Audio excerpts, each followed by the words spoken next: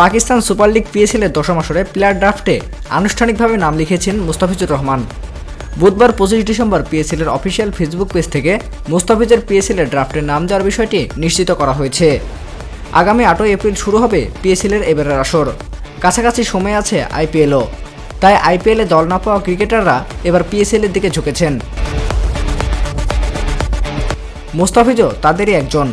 আইপিএলের নাম দিয়েও দল পায়নি এই বাঁহাতি পেসার। গতবারের আইপিএলে চেন্নাই সুপার কিংসের হয়ে খেলেছিলেন মুস্তাফিজ। আসরের 9 ম্যাচে 9.26 ইকোনমিক রেটে 14 উইকেট পেয়েছিলেন বাংলাদেশের এই পেসার। তাই এবারও দল পাওয়ার আশা ছিল তার, কিন্তু 2 কোটি ভিত্তিমূল্যেও তাকে কিনতে আগ্রহ দেখায়নি কেউ।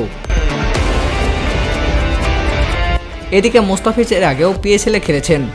2017-18 মৌসুমে লাহোর কালারদাসের হয়ে পিএসএলে খেলেছিলেন তিনি। 5 ম্যাচে শিকার করেছিলেন 4টি উইকেট। সেবার তার ইকোনমিক রেট ছিল মাত্র 6.43। মুস্তাফিজুর রহমান ছাড়াও ইংল্যান্ডের প্রাক্তন 2 ক্রিকেটার ডেভিড উইলিয়ে, জেসন রয় এবং অস্ট্রেলিয়ার উসমান খাজা পিএসএলের ড্রাফটে নাম লিখিয়েছেন। ঘোষণা অনুযায়ী 11 জানুয়ারি এই ড্রাফটের ফাইনাল হবে।